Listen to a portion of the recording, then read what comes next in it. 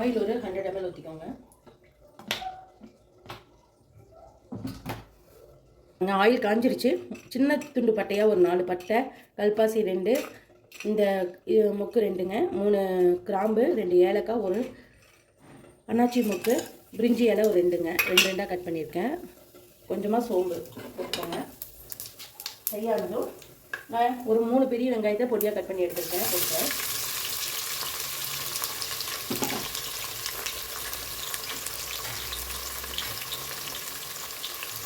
Table spoon எடுத்துருக்கேங்க, போட்டுக்கிறேன்.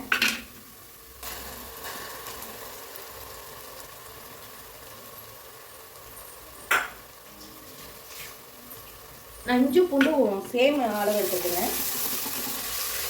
புதினா கொத்தமல்லி 2 சேர்ந்து ஒரு கை தாங்க, 1/2 கை எடுத்தால் போதும், ரொம்ப நிறைய இருக்கக்கூடாது.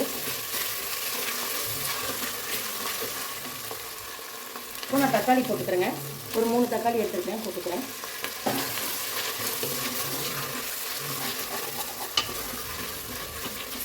தக்காளி வதங்கட்டுங்க நல்லா. அதுக்கு தேவையான அளவு உப்பு போட்டுக்கலாம். பாருங்க, இது நல்லா வதங்கிட்டுருக்கு. இந்த ஸ்டேஜில் வரமிளகாய் தூள் ஒரு 3/4 ஸ்பூன் போடுறேங்க.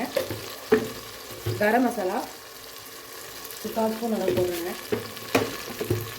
பிரியாணி மசாலாவும் ஒரு 1/4 ஸ்பூன் போட்டுக்கோங்க. ரொம்ப வேணும். பிரியாணி மசாலா ஆப்ஷன் தாங்க. கர்டு வந்து ஒரு 150 ml ஊற்றிக்கிறேங்க.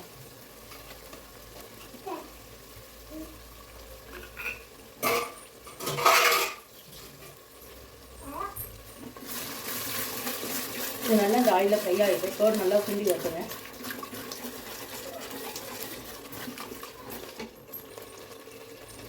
பாருங்க, தண்ணி நல்லா வற்றி ஆயில் பிரிஞ்சு வருது. இந்த ஸ்டேஜில் பீன்ஸு ஒரு 50 கிராம் 100 கிராம் அளவு வச்சுருக்கேன்.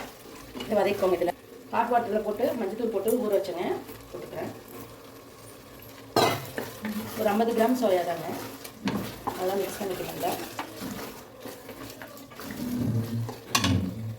பாருங்க, வதங்கிட்டு இருக்கு.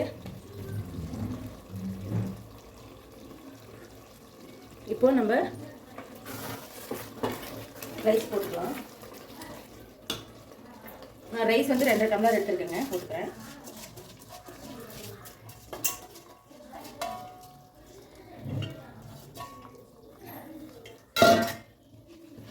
மிக்ஸ் பண்ணிக்கோங்க.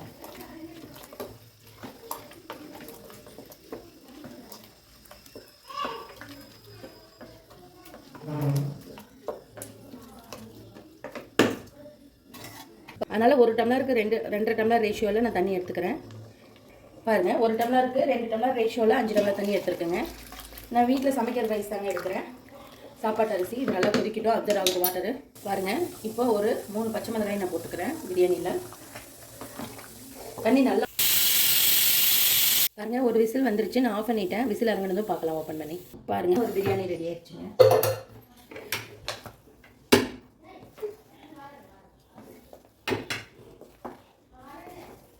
பாருங்கள், எவ்வளோ பொல பொலன்னு இருக்குது பிரியாணி. உதிரி உதிரியாக இருக்குங்க. வீட்டு அரிசியிலும் இந்த மாதிரி செய்ய முடியும் நம்மளால்.